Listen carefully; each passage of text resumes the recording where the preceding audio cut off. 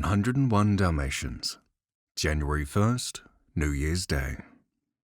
It was the first day of the new year, and Pongo and Perdita were out for a walk with their pets, Roger and Anita. Perdita sighed happily. "Oh, Pongo, what a wonderful year we've just had. We found each other, and now we have 15 puppies to be thankful for." "Yes, darling, and think of all we have to look forward to this year," Pongo said. "Can you believe the puppies stayed up until midnight last night to ring in the new year?" Perdita asked.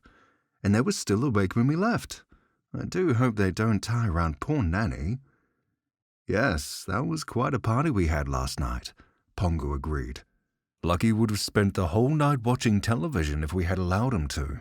I have never met a dog who liked to watch so much television." "Perhaps we should be getting home now," said Perdita. "I suppose we should," said Pongo, "but I'm sure Nanny has been taking good care of them." Pongo and Perdita gently pulled on their leads to let Roger and Anita know it was time to go home. "Nanny, puppies, we're home," called Roger, as he and Anita took off their boots and Pongo and Perdita brushed off their paws on the mat in the hall. But no one answered. "Pongo!" exclaimed Perdita, her panic rising. "Where are the puppies?" Pongo raced up the stairs and began searching the rooms one by one. Perdita went to check the kitchen. Pongo hurried into the sitting room to rejoin Perdita, who was on the brink of tears. "Oh, Pongo," she cried. "Where can—" "Hush, darling," said Pongo. His ears pricked intently. The two dogs fell silent. Then they both heard it, a tiny snore coming from the direction of the couch.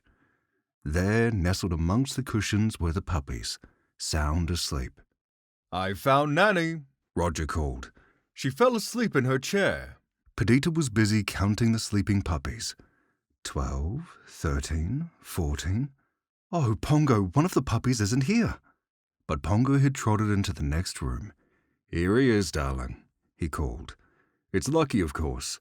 He's watching the New Year's Day celebration on television." Winnie the Pooh, January 2nd, the sleepover. "Comfortable, Piglet?" Pooh asked.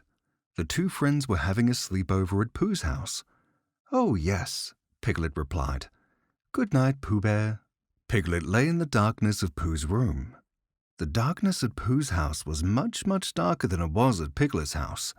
Pooh's bedroom was also much quieter than his own at night. "Pooh Bear?" Piglet whispered. There was no answer. Piglet heard a soft, low rumbling.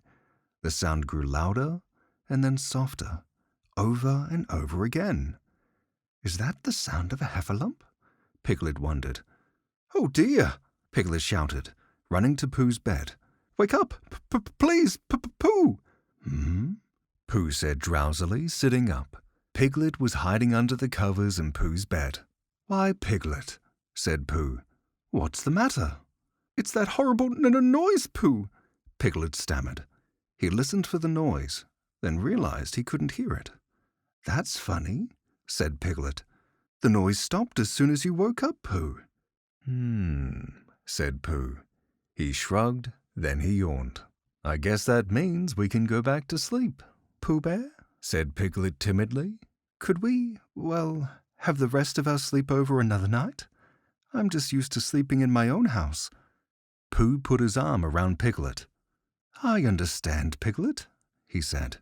He helped Piglet gather his things, and then, hand in hand, they walked to Piglet's house.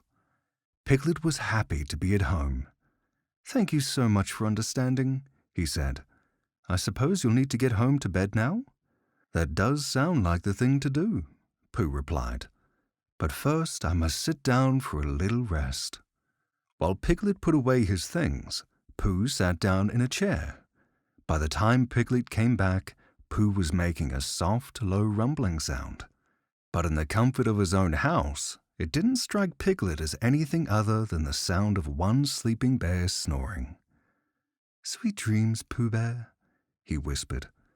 Piglet climbed into his bed and drifted off to sleep.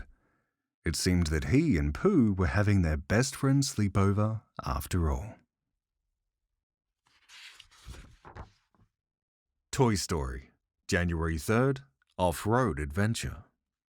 Lost toys, announced Mike the microphone. Help needed. What's wrong? Asked Woody. It's the Green Army men, Ham the piggy bank cried from the windowsill. Andy left them outside and it's raining. Now they're stuck in the mud. Buzz and Woody hurried to the window and peeked through the rain-splattered glass. How are we going to help them? Woody cried. What about RC? Ham suggested. Buzz and Woody climbed into RC, and the race car took off. RC raced out of Andy's bedroom and down the hall. At the top of the stairs, Buzz and Woody held their breath. Here we go! Buzz cried as they bounced down the stairs.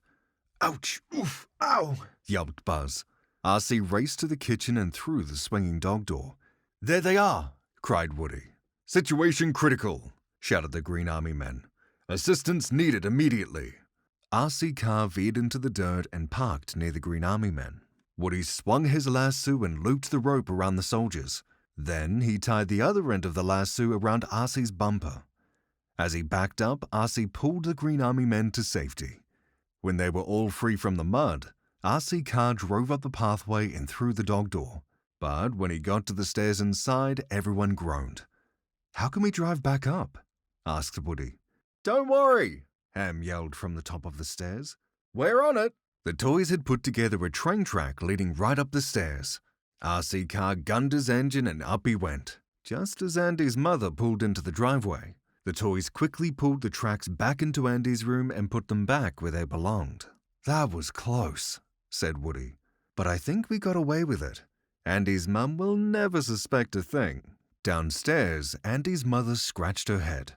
I wonder where all this mud came from, she said.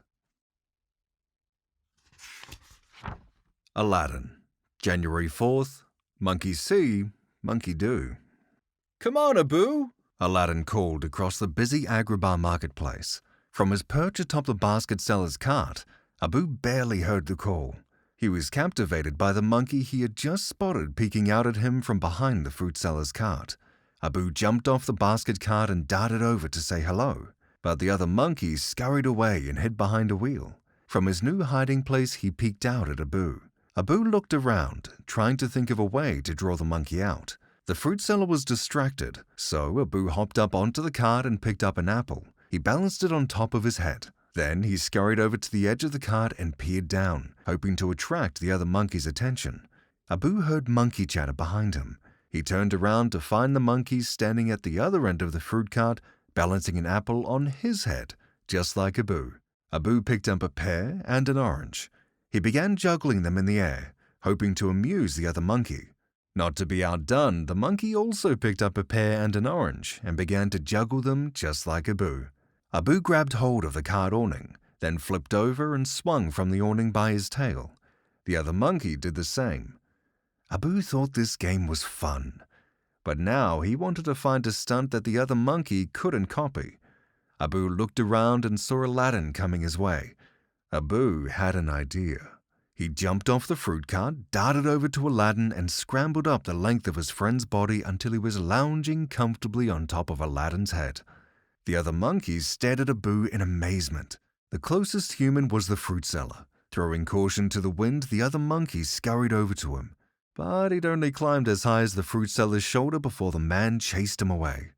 Hiding behind the cart, the other monkey crossed his arms, pouted, and watched Abu laugh and wave goodbye as he rode away on top of Aladdin's head. Thanks for listening. If you enjoyed today's audio, feel free to hang out with me on my Discord server, check out my Not Safe for Work audios on Reddit, or follow me on TikTok. You can find my links in the description. Until next time, cheers.